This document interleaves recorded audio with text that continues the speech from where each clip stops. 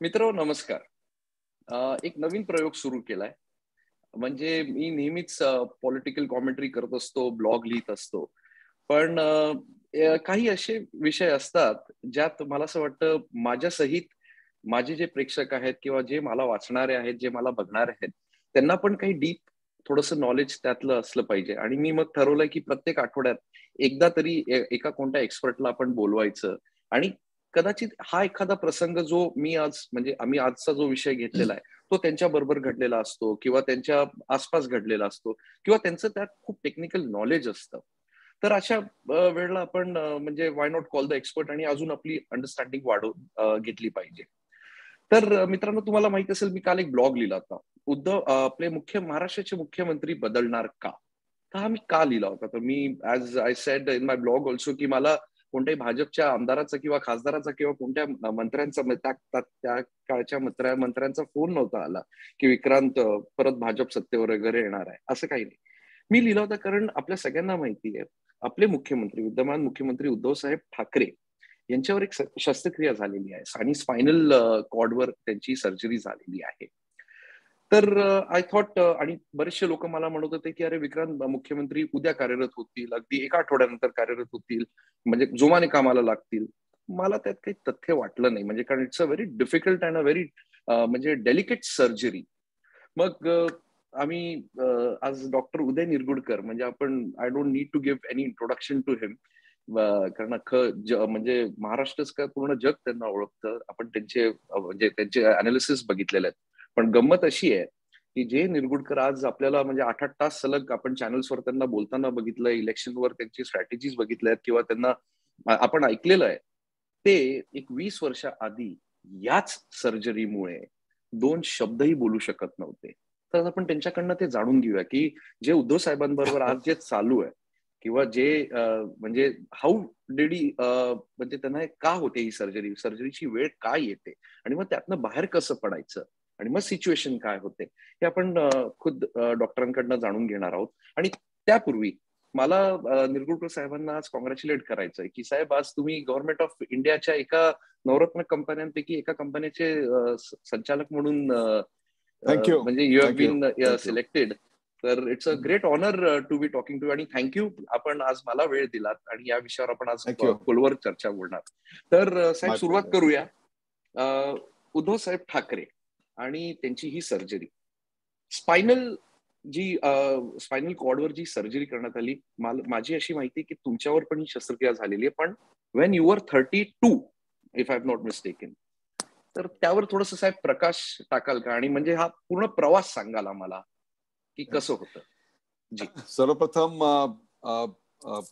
मला जे कॉम्प्लिमेंट्स दिल्यात त्याबद्दल मी आभार व्यक्त करतो. आणि आतापर्यंत निवडणुका असतील, राजकारण असेल, इंडियन क्लासिकल म्युझिक असेल, एज्युकेशन असेल, IT असेल, अशा अनेक विषयांवर मला बोलता आलेलं आहे, बोलवलेलं आहे. परंतु जो विषय माझ्या अत्यंत जिव्हाळ्याचा आहे, जो माझ्या अस्तित्वाशी निगडीत होता असं आपण म्हणू, त्याच्याविषयी आज पहिल्यांदा मला बोलता येते. याचा एक एक वेगळा इमोशनल आनंद म्हणा, किंवा I am just relieving that life or those days. सर्वप्रथम उद्धव ठाकरे यांना या सर्जरी नंतरच्या रिकव्हरीला मी मनपूर्वक शुभेच्छा देतो. कारण ही सर्जरी अत्यंत डेलिकेट आहे आणि अशा सर्जरीतनं पार पडणं आणि पुन्हा जोमाने कामाला लागणं, याला एक मनाचा खंबीरपणा लागतो. आणि तो खंबीरपणा त्यांना परमेश्वर देवो आणि लवकरच ते ऍक्शन मध्ये दिसो, या त्यांना खरं तर पहिली शुभेच्छा. 20 वर्षापूर्वी माझी लाईफस्टाईल विक्रांत खूपच वेगळी होती. हे जे न्यूज मीडियामध्ये तुम्ही एका न्यूज रूम मध्ये जाता, संध्याकाळी स्टुडिओमध्ये कार्यक्रम करता, विकेंडला, अशी लाईफस्टाईल नव्हती.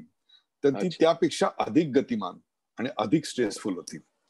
त्या काळात, त्या 1997 ते साधारणतः 2000 या काळात मी जवळपास 50 देशांना भेटी दिल्या.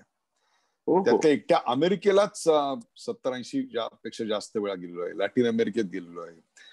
अर्जेंटिना, व्हेनेझुएला, ब्राझील, मेक्सिको या देशात गेलो. तिकडे डाऊन अंडर म्हणजे ऑस्ट्रेलियाचा भाग आहे, तिथे Fiji islands, Papua new Guinea आणि मग आफ्रिकेतले अनेक देश असे फिरलो आणि अक्षरशः दर आठवड्याला 2 देश, एखाद्या ठिकाणी टेम्परेचर +44-45 असायचं आणि दुसऱ्या ठिकाणी विमान पकडून जायचं नॉर्वे वगैरे अशा ठिकाणी -5-10 वगैरे असायचं. म्हणजे summer in Oslo is 5 degrees इतका सगळा असं. आणि ही करायची एक तरुण वय होतं, संधी मिळत होती, देश विदेश बघायला मिळत होते, व्यवसाय करता एक IT कंपनीचा CEO होतो मी आणि त्याच्याकरता जोर जोरात जायला लागत होतं आणि मी पण जोरात धावत होतो, तरुण होतो. I wanted to build something for myself, for my family. मला 2 लहान मुलं होती, जेमतेम त्यातली मोठी मुलगी शाळेत जायला लागली होती. माझी पत्नी कार्डिओलॉजिस्ट आहे, तिचे कार्डिओलॉजी सेंटरसाठी आम्ही कर्ज घेतलं होतं. मी जे घर आता राहतोय, जिथून आता हा कार्यक्रम करतोय, त्या घरासाठी कर्ज घेतलेलं होतं.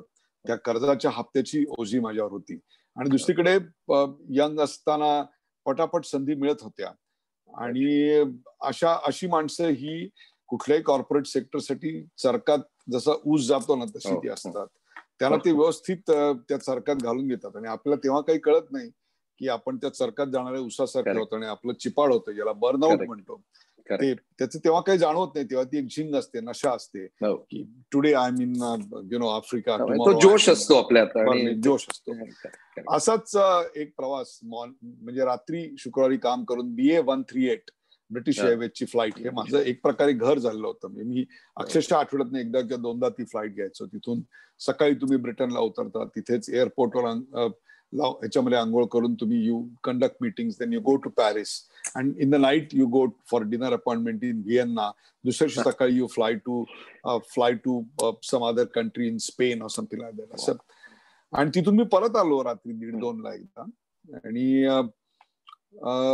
माझं पाचगणीला दुसऱ्या दिवशी 11 वाजता भाषण होतं. तेव्हा आपल्याला पाहिजे मुंबई पुणा एक्सप्रेस वे जो आपण आज बघतो, तो आता कमी पडायला लागलेला आहे आणि दुसरा त्याला पर्यायी शोधतायत, बांधतायत. त्याचं बांधकाम चालू होतं, युती सरकार होतं त्या काळात. नितीन गडकरी यांनी बाळासाहेब ठाकरेंच्या मार्गदर्शनाखाली तो रस्ता तयार केला होता, तर होत होता.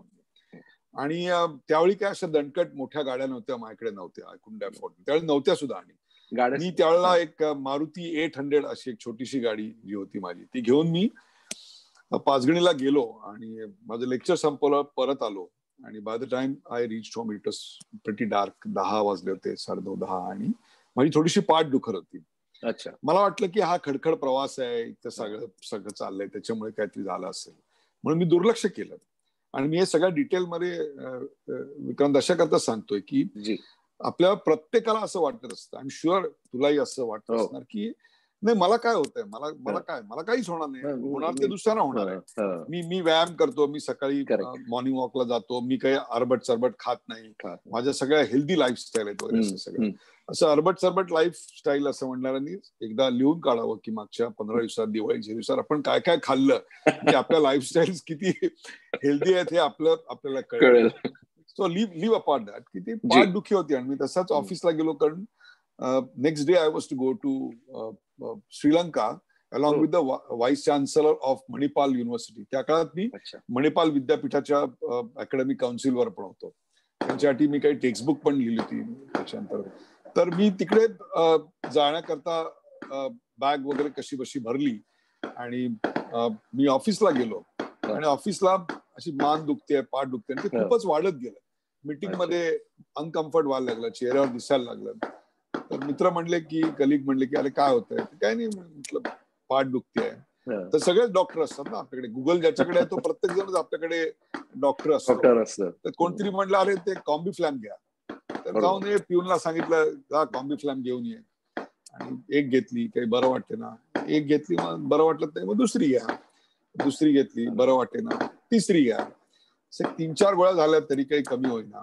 माझी पत्नीला फोन केला, शी इज अ कार्डिओलॉजिस्ट, आणि तिला सांगितलं. तर ती म्हटली कॉम्बीफ्लॅम घे. तर मी म्हटलं नाही, मी 4 घेतलं. ते म्हटले अरे हे काही लिमलेट नाहीये की तू असे डॉक्टरना न कन्सल्ट करता 4 घेणं म्हणजे तुझ्या पोटाचं काय झालं असेल वगैरे.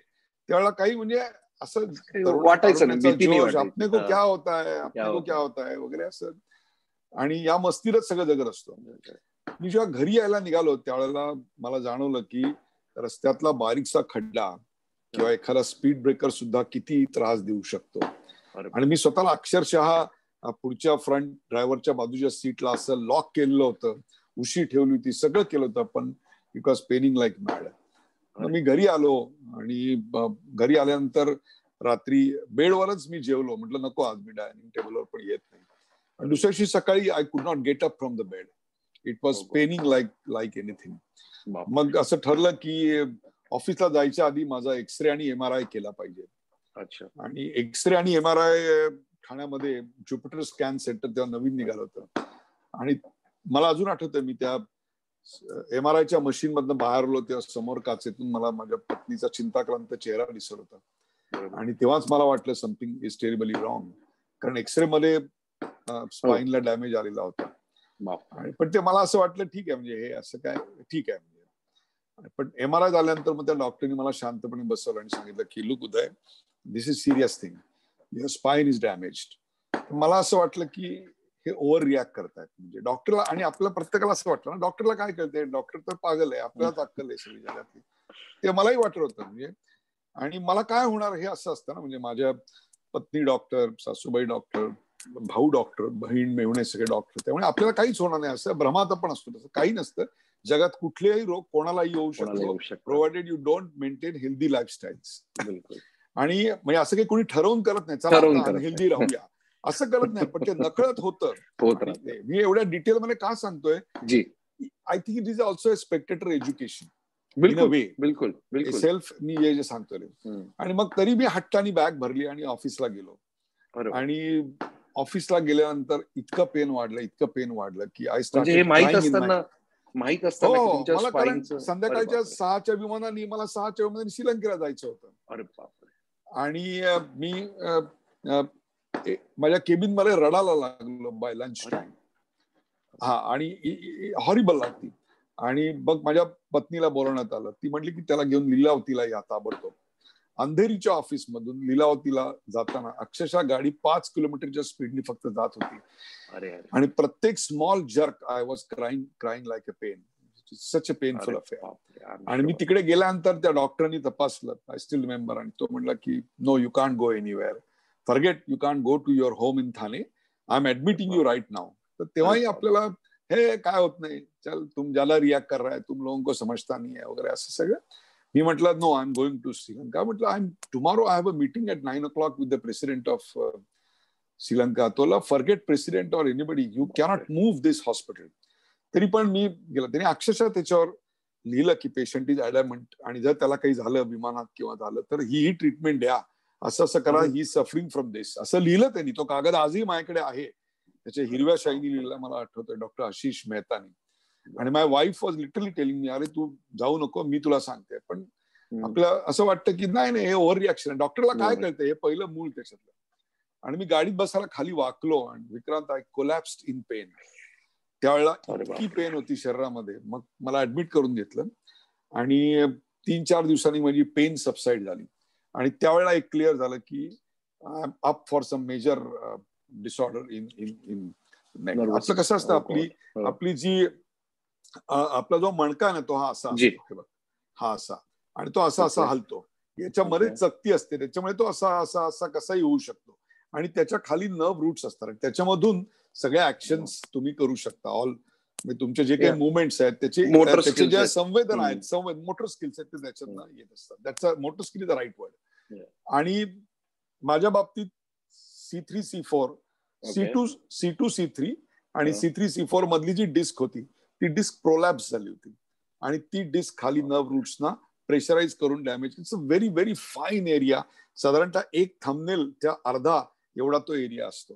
So you can imagine the it's a supra major surgery. आणि माणूस वरतून दिसायला एकदम नॉर्मल असतो, काहीही त्याचं नसतं. फक्त कुठलीही मुवमेंट केली, म्हणजे मी आता असा बसलोय तर हा असाच, हा हात असा करायचा म्हटला तर there will be some stress in the body and that may cause some pain in the body.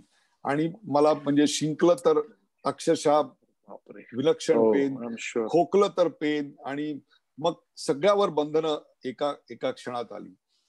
मग मी म्हटलं नाही, या डॉक्टरला काही कळत नाही. आपण मी try to build defences, you know. या डॉक्टरला काही कळत नाही. बायको म्हणली ठीक आहे, तुला पाहिजे तेवढ्या डॉक्टरकडे मी घेऊन जाते. आणि त्यावेळेला ज्या डॉक्टरनी आता उद्धवजींवर सर्जरी केली आहे, त्या डॉक्टर भोजराजना मी भेटलो होतो. त्यांनी मला अत्यंत शांतपणे तपासलं आणि सांगितलं की look, you need to undergo a surgery. आणि मी म्हटलं ठीक आहे, आणखीन एक डॉक्टर बघू. मग बॉम्बे हॉस्पिटलचा डॉक्टर, मग आणखीन एक बघू, मग हिंदुजाचा हॉस्पिटल, मग आणखीन एक डॉक्टर बघू, मग आणखीन एक. असं करून 5 डॉक्टरांनी मला सांगितलं की look, you can go to 50 doctors, but the diagnosis will not change.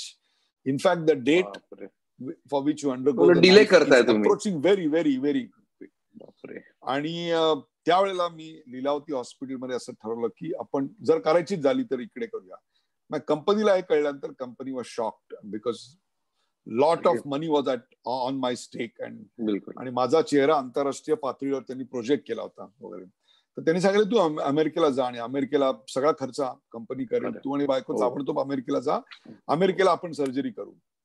मी असा विचार केला की नाही, जे काही व्हायचं असेल ते माझं या भूमीत इथंच होऊ दे, इथल्याच डॉक्टरांकडून होऊ दे. कारण शेवटी तिकडे गेल्यानंतर सुद्धा अमेरिकेत मी भारतीय डॉक्टरकडूनच सर्जरी करून घेणार होतो. मग इथे का नको, असा एक माझा विचार मनात आला.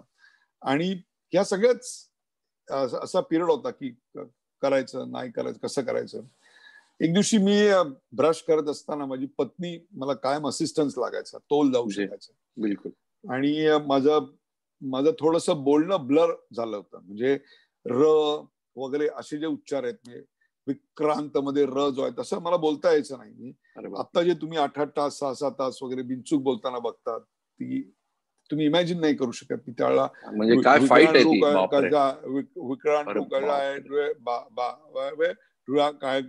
असं मी बोलायचो. ही रियालिटी आहे. मी त्याचं त्यावेळेला काही व्हॉट्सअप वगैरे असे नव्हते, तर त्याचे व्हिडिओ काढून ठेवले असते. आणि एक्झॅक्टली 31 कम्प्लीट झालेलं होतं. 31 कम्प्लीट होतं त्यावेळेला. आणि सर्वायकल डिस्क प्रोलॅप्स. आणि मग मी दात घासत असताना या इथून पाणी गळायला लागलं. तर बायको मागे उभी होती, तिने आरशात बघितलं आणि म्हणली की उदय, होल्ड द वॉटर. तर मी म्हंटल, मी थुंकलो आणि सांगितलं yes I am trying to. ती नो नो नो, पुन्हा पाणी तोंडलात घे आणि पाणी पकडून ठेव. मला पकडता येईना, ते गळायला लागलं. ती म्हटली this is start of facial paralysis आणि this is a major thing and you need to go to the doctor and surgery immediately. आणि I went to the hospital. आणि रामनवमीच्या आदल्या दिवशी मी ऍडमिट झालो. मला अजून आठवतंय, 2000 साल, लीलावती हॉस्पिटल. आणि it was a major surgery, supra major surgery. Any spine surgery is not an easy. इथे कट घेऊन तुमच्या स्पाइन पर्यंत जातात आणि त्या स्पाइनवर तुमचे जे काही प्रॉब्लेम्स असतील, जे काही असतील ते सॉल्व्ह करतात. आणि it was to take longer time. Okay. आणि माझं मनोधैर्य टिकवायचा फॅमिली खूप प्रयत्न करत होती, पण the heart of the heart मला कळून चुकलं होतं की देर इज सम प्रॉब्लेम. म्हणजे कोणी माणूस जात नाही, पण मृत्यूपेक्षा भयंकर वेदना आणि नंतर तुम्हाला आयुष्य सहन करावं लागतं. हे सगळं आता मला पाहताना लोकांना खोटं वाटेल, पण I have gone through all this. मी प्रामाणिकपणे सांगतो, मला म्हणजे इतकं वाईट होतं की माझी मुलं जेव्हा मला भेटायला आली तेव्हा त्यांच्या डोक्यावर हात ठेवण्याकरता मी हात उचलायचा प्रयत्न केला आणि तो उचलता आला नाही. शेवटी माझ्या आईनी तो हात उचलला आणि त्यांच्या गालावर आणि तोंडावर ठेवलेला होता. माझी आई मला चमच्यानी रोज भात आणि पाणी भरवायची. माझ्या ऑफिसचे कलिग भेटायला आले त्यावेळेला. आणि असा मनुष्य की जो सकाळी आदल्या दिवशी रात्री Mumbai, then morning breakfast in London, lunch in Paris and evening tea in Vienna and dinner in विचारही करू शकत, विचारही करू इम्पॉसिबल. आणि हे असं मी रामनवमीच्या दिवशी उठलो, मला आठवतंय माझी पत्नी माझ्या बरोबर होती आणि it was a major spine surgery, cervical disc prolapse. समोर माहीमच्या खाडीवरनं सूर्य उगवताना दिसत होता. मी खरंच सांगतो विक्रांत, मी परमेश्वराकडे हात जोडून प्रार्थना मागितली की जर मी कोणाचं इंटेन्शनली या जगात आतापर्यंत वाईट केलं असेल, म्हणजे की नाही ह्याचं वाईट करावं आपण, असं करून मी कोणाचं वाईट किंवा अनइंटेन्शनली पण माझ्या हातनं झालं असेल, तर त्याची पनिशमेंट मला आत्ता दे, त्याची शिक्षा आज मला ऑपरेशन टेबलला दे. आणि जर मी चांगलं केलं असेल ना कोणाचं इंटेन्शनली, तर त्याचं चांगलं फळ पण मला आजच दे. Because today is the day I need your judgement on me. I need your judgement की बाबा मी कसा आहे, काय आहे, कसा वागलोय. मी खाली आलो त्यावेळेला एक पहिला आश्वासक चेहरा होता, तो म्हणजे नीतू मांडके आले होते, हो. ते आमचे जुने. आणि मग थोडा इलेक्शन अनालिसिस टेलिव्हिजनवर वगैरे येत असल्यामुळे couple of ministers were there आणि पोलीस कमिशनरचा फोन. सो काही माझ्या पत्नीचे डॉक्टर मित्र, सासू सासरे सगळेजण होते. आणि मी सकाळी 7:15 आत गेलो आणि बाहेर आलो त्यावेळेला डोळे उघडले, शुद्ध आली त्यावेळेला 8:30 वाजलेले होते रात्रीचे. So it was that long, it was that long. आणि जवळजवळ 13 तास सर्जरी. हा, मला ती कम्प्लीट सगळं व्हायला तेवढा वेळ गेला, शुद्धीवर यायला 1 तास 1.5 तास त्याच्यानंतर गेला. सो मला एवढंच सांगायचंय की लोकांना कळलं पाहिजे की ही काही कोणासमोर डिंग मारायची गोष्ट नाहीये की मी हेल्दी आहे. लक्षात ठेवा, it is a basic requirement. Correct. माणसानी मी याव करतो त्याव करतो, कारण तुम्ही हे रोज करता का हे मला सांगा. आज 10 किलोमीटर धावलो आणि पुढचे 10 दिवस झोपून राहिलो आणि सगळं नॉनव्हेज खाल्लं आणि हे खाल्लं, दिस इज नॉट लाईफ. मी या लाईफस्टाईल, हा जो डिसीज आहे ना, हा लाईफस्टाईलचा होता. आणि मला उद्धवजींच्या बाबतीत मला असं वाटतं की कोरोनाच्या काळामध्ये maybe he has worked on the computers more. कम्प्युटरच्या समोर बसून सतत काम केलं असेल, खाली असं वागतो मनुष्य आणि आपल्याला कळत नाही. मी आयटी इंडस्ट्रीमध्ये होतो, मी 14 तास असं काम करायचो, 14-15 तास लॅपटॉपवर काम करायचो. आणि त्यामुळे काय झालं, जेवताना बसताना सुद्धा मी असा बसायला लागलो होतो. आणि ते मला आमच्या घरचे सांगायचे, अरे नीट बस ना जेवायला, पण असा बसायचो. आपल्याकडे अनेक तास लोक मोबाईलवर खाली बघतात. Mark my words, 5 years down the line there will be a epidemic called cervical disc prolapse. इतकी वाईट परिस्थिती. लोकांना त्यांच्या पोस्चरची जाणीव होत नाहीये. डॉक्टर्स सांगतायत, लोक ऐकत नाहीयेत. सगळ्यांना असं वाटतं की हे बाजूच्याला होणार आहे, हे मला होणार नाहीये. आणि मी व्यवस्थित आहे, मला तर काहीच प्रॉब्लेम नाही. असं नसतं जगामध्ये. तुम्ही जर व्हायोलेट केलं तर त्याची शिक्षा तुम्हाला होणारच. मला सुद्धा असं वाटतं उद्धव ठाकरेंच्या बाबतीत मला असं वाटतं की मे बी एक्सेसिव्ह वर्क हा एक घरी कम्प्युटरच्या समोर सतत बसल्याने त्याला एक असू शकतो. एक काही पोस्चर रिलेटेड गोष्ट असू शकते, किंवा एक्सरसाइज करताना काही गोष्टी. Sorry to interrupt. दिवाळीचं दरवर्षी पत्रकारांना जे जेवण ठेवतात ना, तर मी माझ्या ब्लॉग मध्ये पण लिहिलं होतं की उद्धवजींनी जेव्हा या दिवाळीच्या निमित्ताने पत्रकारांना बोलवलं तर उद्धवजी उठतच नव्हते. एक म्हणजे त्या खुर्चीत जे बसले होते, आले, ते बसले आणि ते उठतच नव्हते. काही पत्रकारांना थोडस, म्हणजे आपल्या इथे सिनियर पत्रकारांना पटकन राग येतो. पण तरी एक जण तिथे समोर गेले आणि त्यांनी विचारलं, का साहेब सगळं बरं आहे ना? तेवढं नाही, बरं नाहीये. मी दिवाळीच्या दरम्यान एक सायकल, आपण ती सायकल असते ना, मशीन घरात ठेवतो, घरी वापरतो, तर ती त्यांनी एक्सेसिव्ह सायकलिंग केलं. 2-3 दिवस दिवाळीच्या दरम्यान सुट्ट्या होत्या आणि मला असं वाटतं ते 1 तासभर त्यांनी कंटिन्युअस सायकल रोज चालवली. आणि त्यांच्यामुळे त्यांनी म्हणजे पत्रकारांना सांगितलं की माझे पाय भयंकर दुखत आहेत आणि म्हणून ते मी बसून राहतो. आणि त्यांनी मग आय थिंक ही अपोलोजाइज नाही, पण एक असं दिलगिरी व्यक्त केली की म्हणजे मी तुम्हाला उठून नमस्कार करू शकत नाही किंवा शेक हँड करू शकत नाही, किंवा फॅमिली झाल्या होत्या. It was right thing not to get up, because त्या गेटिंग अपच्या प्रोसेसमध्ये तुम्ही एक लक्षात ठेवा, कुठली शरीराची मुवमेंट तुमच्या स्पाईनवर एक प्रकारचा दबाव आणते. कुठलीही मुवमेंट, हात आणला, सुरुवात होती, तर ती एक होती. आणि त्यावेळेला ते दुर्लक्ष करून चालत नाही. पण एक चांगली गोष्ट आहे, आणि एक छोटा आणखी त्याच्या मुद्दा आहे की हा स्ट्रेस रिलेटेड रोग आहे. There is a stress in the body that shows somewhere else. तर तुम्ही तुमच्या पोस्चरचा स्ट्रेस असेल, तुमच्या एक्सरसाइजचा स्ट्रेस असेल, तुम्ही जे काम करता त्या कामाचा स्ट्रेस असेल.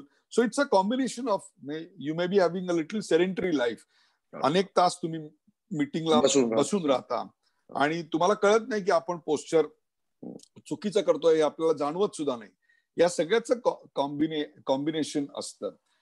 पण एक चांगली गोष्ट उद्धवजींच्या बाबतीत आहे, आणि ती म्हणजे की he is in the right doctor's hand. I think Bhojraj is one of the best surgeons for this type of surgeries. मी स्वतः 20-22 वर्षापूर्वी त्यांना दाखवलं होतं आणि I think his diagnosis was perfect. His surgery hands is absolutely amazing. So he is in right hands and he is in the best setup.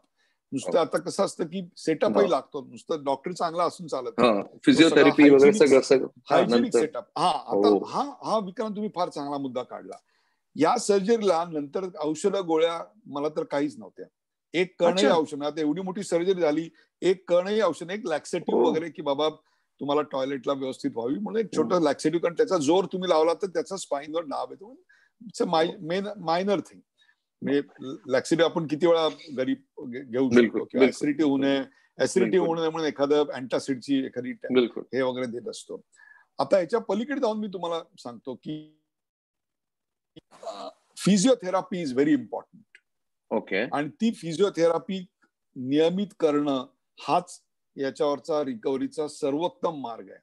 म्हणजे उदाहरणार्थ कशा प्रकारची फिजिओथेरपी असते, म्हणजे असा हात ठेवायला सांगतात, ते भिंत आहे आणि ते सांगतात की भिंतीवर पियानो वाजवता असं समजा आणि वरती जा, आणि वरती जाताना या इथे प्रेशर येतं, या इथे स्ट्रेस येतो, आणि this is how you start building.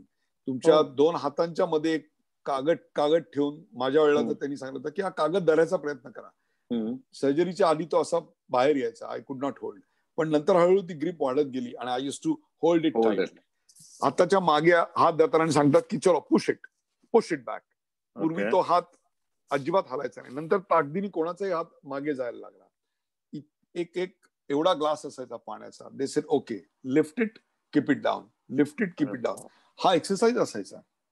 आणि आपलं असं वाटतं की अरे हे पाण्याचा ग्लास काय आपण 1000 वेळा उचलू, 2-5 वेळा उचलणं सुद्धा एक फार मोठी हे असायची. पण याची तुम्ही जर फिजिओथेरपी व्यवस्थित केलीत तर याची रिकव्हरी पण तेवढीच फास्ट असते. पण तुम्ही फिजिओथेरपी केली नाही आणि तुमच्या मसल्सना मोटर ट्रेनिंग ज्याला म्हणतो आपण, ते मोटर ट्रेनिंग जर मिळालं नाही तर you are not going to recover. कारण ही मेजर सर्जरी आहे. मला आठवत आहे की मी जेव्हा ऑपरेशन थिएटर मध्ये गेलो त्यावेळेला I think doctor Anjula Mahajan, if I still remember correctly, she was the anaesthesia देण्यासाठी आलेल्या होत्या. आणि मला असं टेन्स चेहरा, त्यांनी शेकडो पेशंट बघितले असताना एका मिनिटात कळतं की कोण टेन्स आहे. तर त्यांनी शांतपणे माझ्या केसावर हात फिरवला आणि मला म्हटलं की काळजी करू नका, सगळं व्यवस्थित होईल. तुमची पहिली सर्जरी आहे का? तर मी म्हटलं हो पहिली आहे आणि बहुधा शेवटची पण. तर माझा टोन जो होता तो निगेटिव्ह होता की पण त्या बाईंनी ते पॉझिटिव्हली करून मला सांगितलं की हो याच्यानंतर तुम्हाला आयुष्यात कधीच सर्जरी करावी लागणार नाही, because you are going to be fit. आणि ते आश्वासक शब्द मला खूप ताकद दिली. आणि मग जेव्हा सर्जन आला माझ्या बाजूला, he was my wife's batchmate also, तर तिने मला विचारलं की कसं वाटतं या सर्जरी टेबलवर. तर ते कसं असतं माहितीये का, आपण झोपतो, आपण कधी छताकडे असं वरती बघत नाही जनरली. सर्जरी किंवा ऑपरेशन थिएटर किंवा हॉस्पिटलमध्ये तुम्ही फक्त छत बघत असता, तुम्हाला समोरचा माणूस असा बघायला लागतो तुम्ही. त्यामुळे मी नेहमी म्हणतो की हॉस्पिटलमध्ये ना छत रंगवलं पाहिजे त्याला चांगलं, त्याच्यावर काही डिझाईन्स वगैरे काढतो, कारण तेच एक तुम्हाला गोष्ट दिसते आपल्याला. तुम्हाला बाजूला बघायला बघण्याची हिंमतच होत नाही आजूबाजूला बघण्याची. तर वरतीच तुम्ही बघा, कारण सतत झोपलेले असतात. तर मी ते सगळे लाईट लावलेले होते आणि ते सगळी इक्विपमेंट्स एवढी बाजूला, ते एक स्ट्रेस येतो ना सध्या. तर मी त्याला म्हटलं की एक इथे झोपल्यानंतर कळतंय डॉक्टर की this is the only table on the earth where there is nothing is under the table. क्या बात. म्हणजे आतापर्यंत अनेक केंद्रीय मंत्री, न्यायमूर्ती, पोलीस ऑफिस यांच्या प्रत्येकाच्या टेबलाच्या खाली अंडर द टेबल होऊ शकतं, पण सर्जरीचे डॉक्टरचे टेबल असतं तिथे माझं एक 2 लाख ले ले और मेरे को कम काट, मेरे को कम असं काही असतं जे आहे ते. आणि सर्जरीला उघडल्यानंतर कुठलाही there is no religion, there is no caste, it's all same. म्हणजे तुम्ही बघा की कॅन्सरवर सर्वोत्तम सर्जरी आता करणारा जो मुंबईतले डॉक्टर्स आपण काढले त्यातले 2 टॉपचे डॉक्टर मुस्लिम्स आहेत. तुम्हाला मी असे अनेक उदाहरणं देऊ शकतो की त्यांची अपॉइंटमेंट्स मिळत नाहीत. ही वस्तुस्थिती आहे. Still at 70+ he has to work for 12. मी त्याला मध्यंतरी विचारलं की तुम्ही काय एवढं काम करतात, ते बोलले की अल्लाह ने इसी के लिए भेजा है मुझे. आणि ते सर्जरी करताना कधी विचार करत नाहीत की समोरचा हिंदू आहे काय आडनावाचा आहे, काय मराठा आहे. So it has no reservation वगैरे, बिगर रिझर्वेशनचा वगैरे. So they have to. Pancreatitis surgeon जो आहे सर्वात चांगला तो जैन आहे आपल्याकडे. गायनॅक जो आहे तो एक उत्तम मारवाडी आहे, तो गायनॅक आहे आपल्याकडे. डॉक्टर श्रीखंडे आता ते तेवढे सर्जरीज करत नाहीत, पण डॉक्टर श्रीखंडे पोटाच्या सर्जरीसाठी I think he was the ultimate surgeon. पोटावर हात ठेवून त्यांना जाणवायचं की हात काय चाललंय. इतकं इतकी त्यांनी सिद्धी याच्यामुळे इतकी एक्सपर्टीज त्यांनी प्राप्त केलेली होती. प्रेसिडेंटचं ऑपरेशन स्वतः करा. तर माझं तर म्हणणं की Uddhav Thackeray is in absolutely safe hands. Physiotherapy should do the thing. आता हे काय झालं यापेक्षा याची रिकव्हरी किती फास्ट होईल याच्याकडे लक्ष देणं मला त्यात एक प्रश्न विचारायचा आहे तुम्हाला, कारण मला हे अधिकारी वगैरे, आज मी तो जो ब्लॉग लिहिला त्यानंतर मला अधिकाऱ्यांचे फोन वगैरे आले की अरे विक्रांत एवढी काही मेजर नाही. आणि मग चीफ मिनिस्टर ऑफिसनी क्लॅरिफिकेशन काल पहिल्यांदा रिलीज केलं माझ्या, I would like to think की माझ्या ब्लॉग नंतर, की नाही सीएम सर बरे आहेत, त्यांचं फिजिओथेरपी वगैरे सुरू आहे. तर सर मला एक विचार, आणि म्हणजे very soon he will be between us, म्हणजे ऑफिसमध्ये याला सुरुवात वगैरे. सर एवढं सोपं आहे आणि एवढं लवकर फिजिओथेरपी जर त्यांनी रिस्पॉन्ड पण केला, पण again I would like to ask you, आपण आपल्या सगळ्यांना माहिती आहे उद्धवजी हे हार्ट पेशंट आहेत, त्यांच्या छातीत आज 8 की 9 स्टेंट्स आहेत, आणि सर्जरीच्या दरम्यान त्यांना ब्लड क्लॉट्स पण डेव्हलप झाले होते. म्हणजे हे मी नाही, अनेक पेपरांनी पण छापलेलं आहे आणि मी माझ्या ब्लॉगमध्ये लिहिलं. करेक्ट, त्यांच्या ब्लड क्लॉट विषयी काही कल्पना नाही, परंतु एक लक्षात घ्या की त्यांनी कॅबिनेटच्या मिटिंगला कधी यायचं, एक्झॅक्टली मंत्रालयात कधी यायचं, आणि हे निर्णय अधिकारीनी घेण्यापेक्षा ते जर कॉम्पिटंट डॉक्टर सोडले आणि पेशंटवर सोडले तरी फार बरं होईल. कारण कुठल्या डिपार्टमेंटला किती बजेट द्यायचं, कोणाचं काय वगैरे याचे निर्णय अधिकाऱ्यांनी घ्यावेत, कारण त्यातलं त्यांना एक्सपर्टीज नॉलेज आहे. परंतु अशा सर्जरी नंतरचे निर्णय हे best are taken by doctor consent with the patient. मला असं वाटतं की there is no point in rushing.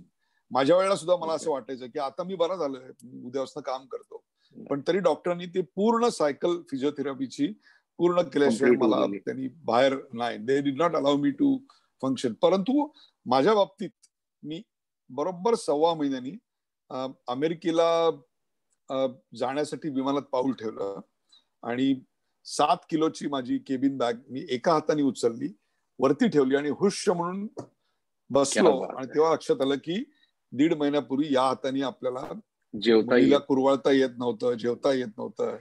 तर yes, it recovery will take some time, provided you what is more important is तुम्ही सर्जरी वेळेवर केली का. माझ्या बाबतीत मी डिले केला, त्याची किंमत मी मोजली. उद्धवजींच्या बाबतीत आय एम टोल्ड की it is stitch in time, ज्याला इंग्रजीमध्ये म्हणतात, it is done at right time. पण या सगळ्यापेक्षा सुद्धा हे सगळं मी पहिल्यांदा आयुष्यात जाहीररित्या बोलायचं एकमेव कारण आहे म्हणजे please do take good care of your health. प्रत्येकाला असं वाटतं की हे मला होणार नाही, मी अगदी हेल्दी जगतोय. हो, आपण शेवटी चालायला कधी गेलो तर ते माणसाला आठवतं, पण मधले किती दिवस गेलो नाही हे कधी कोणी सांगत नाही. मी रोज जातो, मग कालचे 3 दिवस नाही, ते 3 दिवस जरा उशिरा उठलो होतो, संपला विषय. So that means you haven't gone.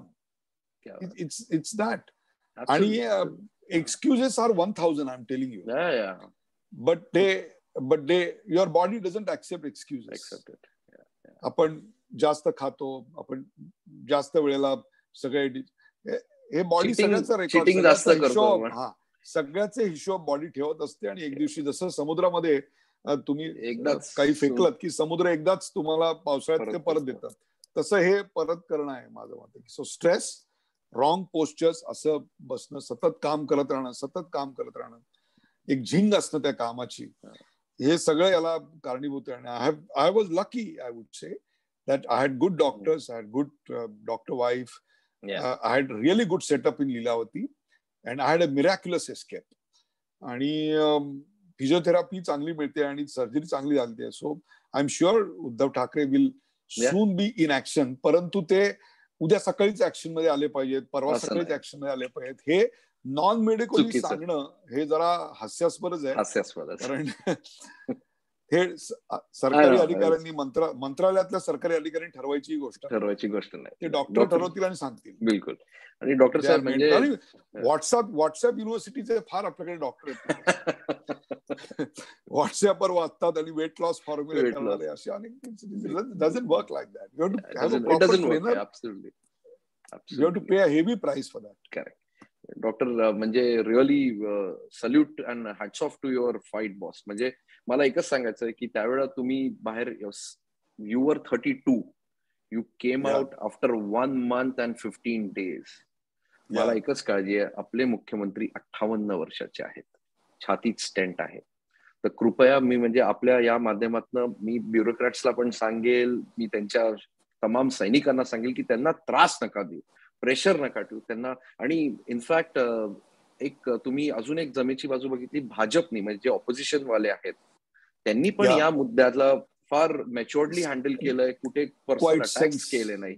या क्वाइट सेन्सिटिव्ह इश्यू क्वाइट त्यांनी सेन्सिटिव्ह आहे, which is a very good thing.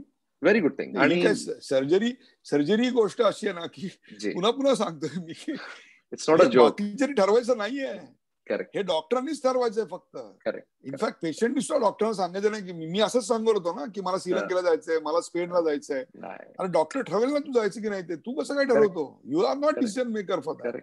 Doctor knows your body, you doesn't know, that's why you are there to the doctor. Yes, thank you doctor साहेब, तुम्ही माझ्यासाठी आज एवढा वेळ काढलात आणि माझ्या सगळ्या प्रेक्षकांना अँड म्हणजे तुम्ही आलात आणि एवढं सगळं डिटेल मध्ये समजलं. I hope your message reaches across everyone आणि सगळ्यांना त्याची सुबुद्धी हो आणि त्यांनी आपल्या तब्येतीची काळजी घेतली पाहिजे. आणि you should not take your health for granted is what I could relate. तुम्ही जे सांगण्याचा जो सारांश होता की don't take anything for granted, be it success or be it your health.